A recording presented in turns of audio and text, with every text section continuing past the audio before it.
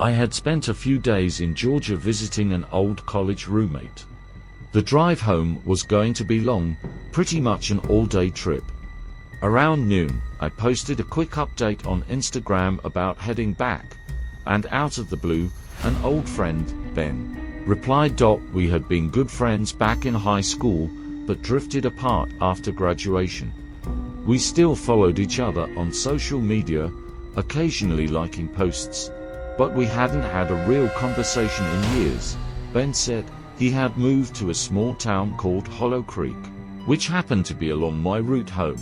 He asked if I wanted to stop by, grab a bite, and catch up. I hesitated for a second, but figured, why not? I had time to kill, and it'd be nice to see a familiar face. He sent me his location, and when I punched it into my GPS, it showed about an hour's drive. The farther I drove, the more isolated the scenery became. Houses thinned out, trees got denser, and the sky turned a deep bruised blue as the sun disappeared behind the horizon. Ben's place was at the very edge of town, a small standalone house that looked at least 50 or 60 years old. The paint was peeling off the walls, and tall weeds overtopped beyond. As my car crunched along the gravel driveway, I noticed how everything felt still. As I killed the engine and stepped out, Ben came walking off the porch. He looked a little rougher than I remembered, longer hair, slightly gaunt, but his smile was the same. "Hey, man," he called out, pulling me into a hug. His clothes smelled faintly of wood smoke and beer inside. The house was even older. The furniture looked like it had been bought decades ago. The wallpaper was peeling at the corners, and every step across the wooden floorboards made a sharp creaking noise. The air was thick with the scent of dust, old wood, and something else. Something musty and sweet, like a basement that hadn't been opened in years. Ben gave me a quick tour. He said the house had been passed down from a relative, and he got it for dirt cheap. Of course, he laughed. Sometimes at night you hear weird noises, but you get used to it. We cracked open a couple of beers and sat at the small kitchen table, talking about everything and nothing. It felt weirdly easy, like no time had passed at all. By the time it got properly dark, the world outside the windows had gone pitch black. Not even crickets were chirping. After a third beer, Ben suggested I just crash for the night. "You've been on the road all day, man. No point driving when you're this tired," he said. I was going to politely decline, but my head was already buzzing and heavy. I wasn't in any shape to argue. "Yeah," I said. "Good idea." Ben led me upstairs. The staircase was narrow and steep, and every step groaned under our weight. Upstairs, there were only two doors, one to Ben's room, one to the guest room. The guest room door was slightly ajar, dim yellow light spilling through. It was a simple setup, an old double bed, a cracked dresser, and a massive, tarnished standing mirror. The mirror's surface was cloudy, distorted, like it was holding onto faint impressions of everything it had ever reflected. I caught myself staring at it for a second too long. Something about the angles in the reflection didn't seem right. But I shook it off. I was just tired. I washed up quickly, flopped into bed, and passed out almost immediately. Somewhere around 2 or 3 a.m. I woke up. The room was utterly dark, save for a sliver of silver moonlight cutting through the thin curtains. My throat was parched, and my head was pounding from the alcohol. Just as I swung my legs off the bed, I heard it. Footsteps, slow, deliberate, light, like someone walking barefoot across the creaky wood downstairs. At first, I thought it had to be Ben, maybe heading to the bathroom or the kitchen, but the way the steps moved, hesitant, stopping every few feet, it felt wrong, like someone was listening. I froze, heart hammering in my chest. The steps creaked up the stairs. One slow, careful tread after another. The floorboards whined under the weight. I held my breath, Eyes glued to the gap at the bottom of my door, the footsteps reached the landing and stopped right outside my door. I could hear the faint, metallic clink of the doorknob turning, just the slightest movement, but the door didn't open. I stayed frozen, muscles locked, ears straining in the dead silence. After what felt like forever, the steps finally moved again, retreating slowly back downstairs, until they disappeared altogether.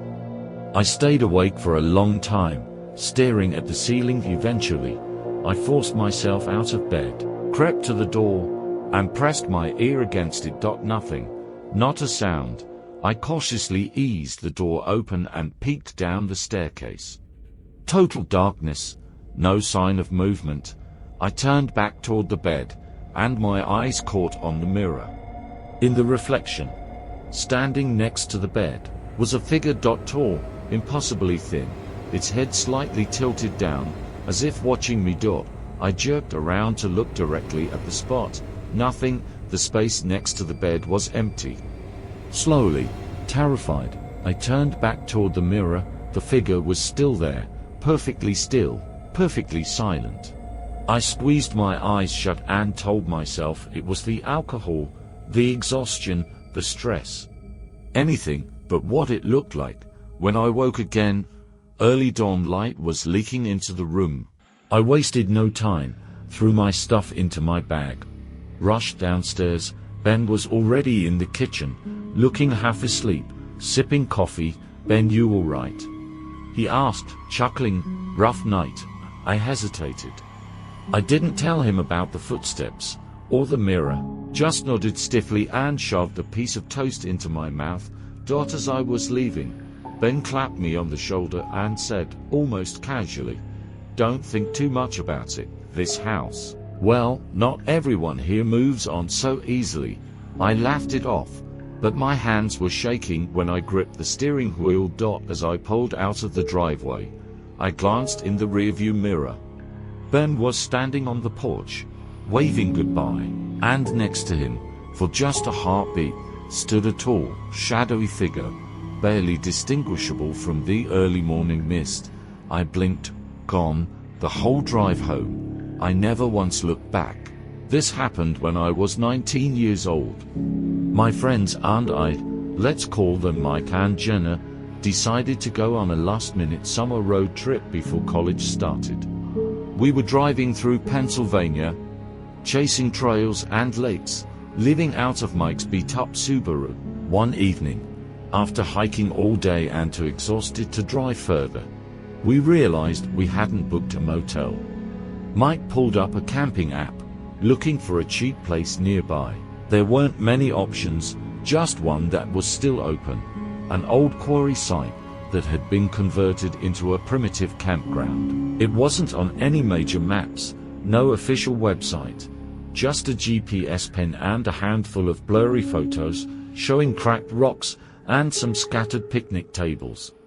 It was getting dark fast, and we were tired, so we shrugged it off. "It's just for one night," Jenna said. The drive there was rough. The GPS led us off the main road onto an unpaved, winding path deep into the woods. The trees grew thicker, blocking out the sky until it felt like we were tunneling into the earth itself. Finally, we pulled into a clearing, an abandoned gravel pit surrounded by jagged cliffs and dead trees. There were no other cars, no lights, just a rusted-out porta-potty and a crooked sign that read, "Quarry Hollow Camp." Something about the place made my skin crawl. It was too quiet, no bugs, no birds, just the sound of our tires crunching over gravel. Still, we set up two small tents, side by side near the tree line. Mike slept alone, while Jenna and I shared the other tent. We made a fire, roasted some marshmallows, and tried to convince ourselves it wasn't creepy. It was around 11:30 p.m. when we decided to turn in. We joked about horror movies and serial killers in the woods, laughing too loud to cover our nerves. Inside the tent, Jenna and I lay awake, scrolling through our phones. The fire had gone out, and darkness pressed against the thin fabric walls. Then we heard it, a metallic clang. We froze, staring at each other. It came from the direction of the quarry pit, maybe 50 feet away. It sounded like metal striking stone, like a shovel. Probably just animals, Jenna whispered, her voice shaking. But animals didn't make rhythmic metallic noises. The sound continued, scrape, clang, scrape, like someone digging into the rocky ground. I held my breath, trying to listen harder. Then a sharp thud and the unmistakable slam of a trunk closing echoed through the clearing. We both jumped. My hands trembled as I muted my phone, afraid even the glow would give us away. A few minutes later, we heard the crunch of gravel, footsteps. Someone heavy, deliberate steps moving around the campsite. First past Mike's tent, then closer to ours. Jenna clutched my arm so hard it hurt. We didn't dare move. The footsteps circled our tents, slow and steady, almost curious, then silence. I was about to whisper something to Jenna when a blinding pair of headlights flashed through the tent fabric. A car. We heard the engine revving, tires spinning on gravel, speeding away into the night. We lay there in the paralyzed silence. 5 minutes, 10 then, from deep within the quarry, a sound erupted, a scream. A man's scream, high-pitched, raw, and filled with terror. It cut through the night, echoing off the cliffs like a dying animal. Jenna covered her ears, whispering, oh my God, what was that?" I grabbed my phone and texted Mike, who didn't answer. I almost screamed when I realized I had 1 bar of service. Frantic, I texted my brother back home, dropping a pin of our location. Seconds later, gravel crunched again. Not from the road, but from inside the woods, footsteps, fast, stumbling footsteps, crashing through the underbrush, getting closer. I could hear heavy breathing, ragged and desperate, like whoever it was running for their life. Then they stopped, just beyond the tree line, listening, watching. We didn't move. We didn't breathe. The silence stretched out unbearably long. I thought my heart was going to explode then, in the distance, the unmistakable sound of sirens. Getting louder, closer, flashlights flickered somewhere beyond the trees, voices shouting. We heard the person in the woods crash away running, until the sounds faded into nothing. We didn't sleep the rest of the night. Around 5 a.m. after the sirens were long gone and the sun, barely beginning to gray the sky, we finally emerged. The fire pit was cold. Mike's tent was still zipped shut. Somehow, he had slept through everything. But across the quarry pit, near a pile of broken stones, I saw it, freshly dug earth. And next to it, something half buried, glinting faintly in the early morning light. I didn't get closer. I didn't want to know. We packed up in record time. None of us spoke much. Later, back in town, Jenna searched the name of the quarry. We found a handful of old news reports, missing persons, unsolved murders, bodies dumped. The quarry had been abandoned for years because the ground was unstable. That was the official story. But looking back, I think it was something else. Somewhere deep in those woods, that night, something or someone was watching, waiting. And if we had made one wrong move, maybe we would have ended up as just another story. A story nobody would ever hear. When I think back on my childhood, there are a few memories that feel hazy, like dreams. But this one night, this one moment, is burned into my mind with terrifying clarity.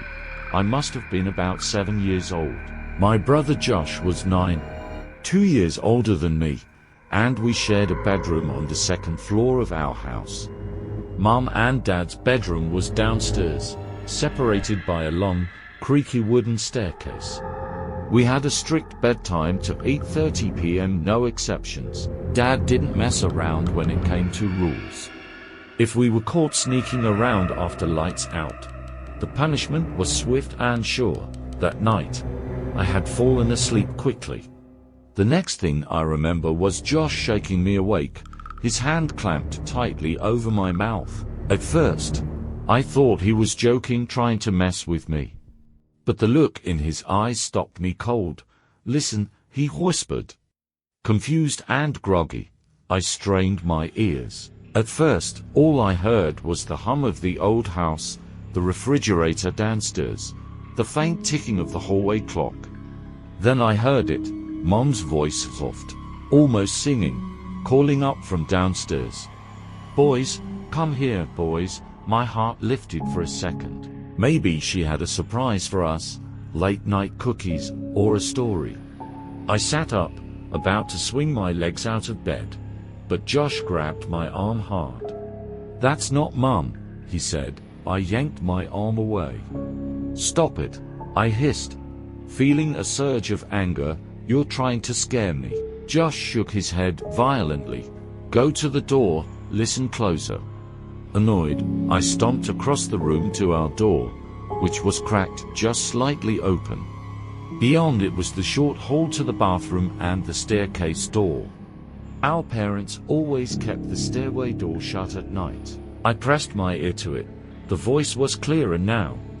It was Mom's voice, no doubt about it. But something was off.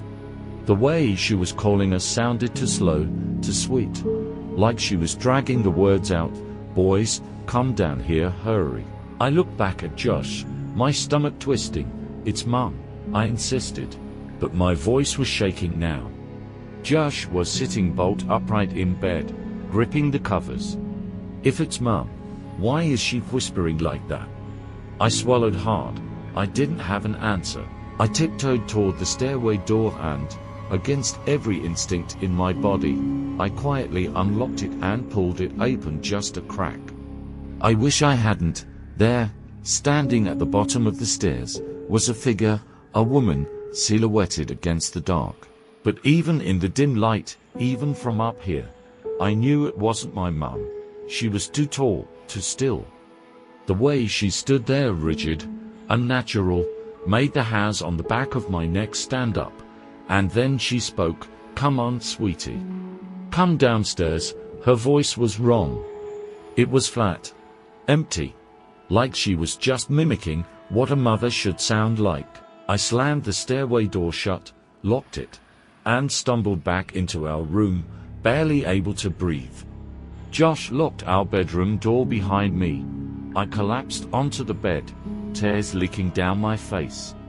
We agreed, without even talking about it, that we needed to wake our parents.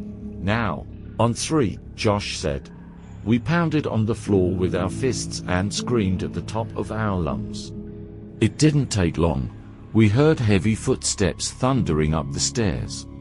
Dad pounded on our locked door, furious. "What the hell is going on?" Josh unlocked it, and Dad burst in, eyes wild. Mum was right behind him, her robe thrown on over her pajamas, hair messy with sleep.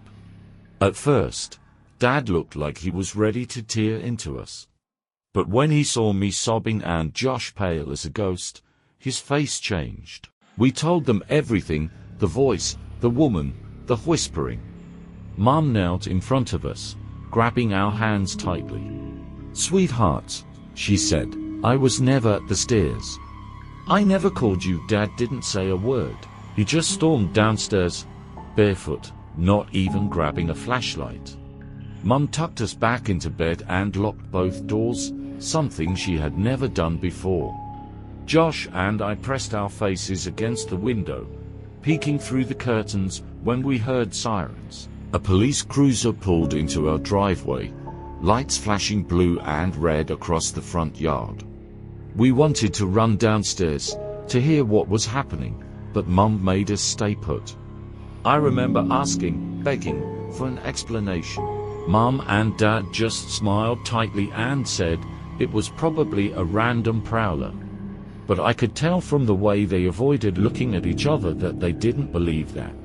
Years later, when I brought it up again over dinner, they still brushed it off. Dad even joked about it. But Mum, Mom just looked away, her fingers twisting her napkin into knots.